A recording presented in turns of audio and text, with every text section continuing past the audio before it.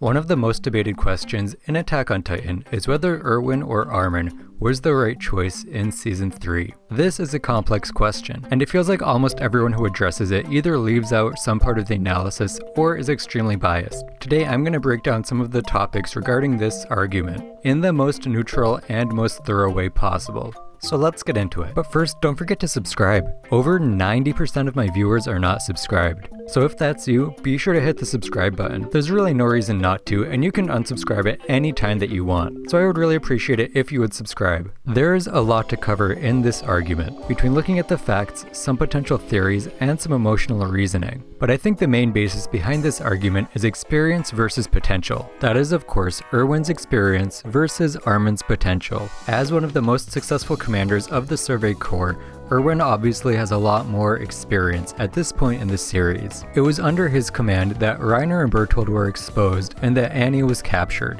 He also played a major role in dethroning the corrupt government that sat on top of Paradise, and instilling the militaristic dictatorship we see now. Obviously things weren't perfect while Erwin was in control,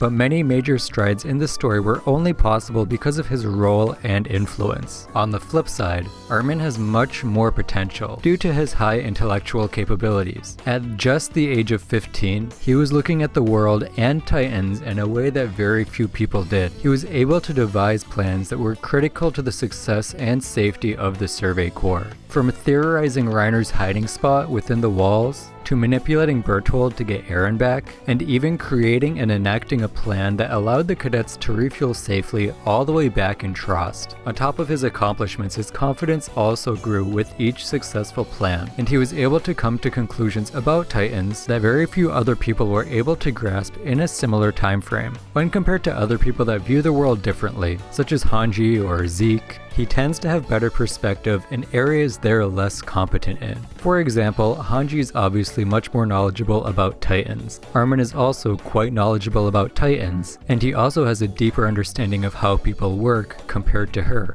And it would be almost the opposite when it comes to Erwin, whose understanding of human nature is much deeper than Armin's, but he might lack knowledge in other categories. He's basically like the saying, Jack of all trades, master of none, except that Jack is still really good at everything, and has plenty of time and room to grow compared to other people. These are the two main opposing sides of the argument, and I think which side of the argument you're on depends on which of these you value more. I think we also have to acknowledge that every single viewer has something that the characters in the show didn't have, which is perspective. We can judge this argument based on what happens next in the show, or against real-life examples.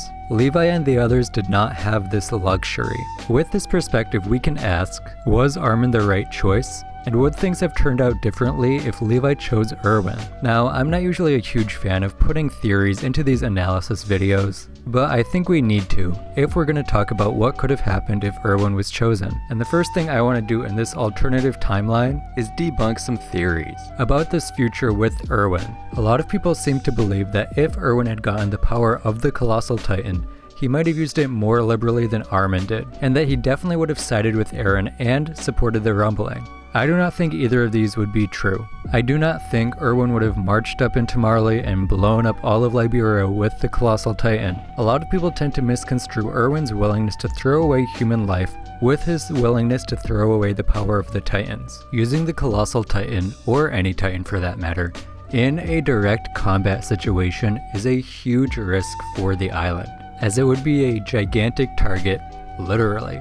And it would also be a huge loss if it was defeated. I don't think Erwin would want to risk such an important power in the capacity that a lot of people think he would. He might be willing to play a little bit riskier than Armin, but not in a way that would be impactful to the story. I also don't think Erwin would side with Eren, but I do think he would be much more effective at stopping the uprising of the Yeagerists, as Erwin has always been very in tune with the inner workings of the upper military, as we saw in Levi's OVA and of course Season 3 Part 1. And I definitely think Erwin's ability to snuff out the Yeagerists early on could have changed some major plot points of the story, especially in regards to the second half of Season 4 Part 1. As for why I don't think he would side with Eren, we're going to talk about that in a manga exclusive section of this video.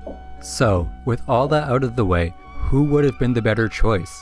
I think ever so slightly, Erwin was probably the better choice, but I don't think it would have mattered too much in the end. Either way, Paradise was losing one of its best minds, and if Erwin was chosen over Armin, it would have had adverse and unpredictable effects on Eren. And honestly, I think it would have affected Erwin too as well, because he would have seen it as another death he was responsible for. Now I want to talk about this topic with some manga exclusive material. So if you have not read the manga, this is your last chance to get out, because we will be discussing manga spoilers now. So why don't I think Erwin would have followed Eren? Well, first of all, I don't think Erwin would follow anyone. And second of all, I don't think Erwin would want to do anything that would directly endanger the island, such as the raid on Marley or the rumbling, as both of these actions would have ruined the chance for Paradise to build relations with outside countries. Obviously, a lot of these outside countries didn't want anything to do with Paradise in the first place due to their ability to turn into Titans, which is why I think Erwin's major goal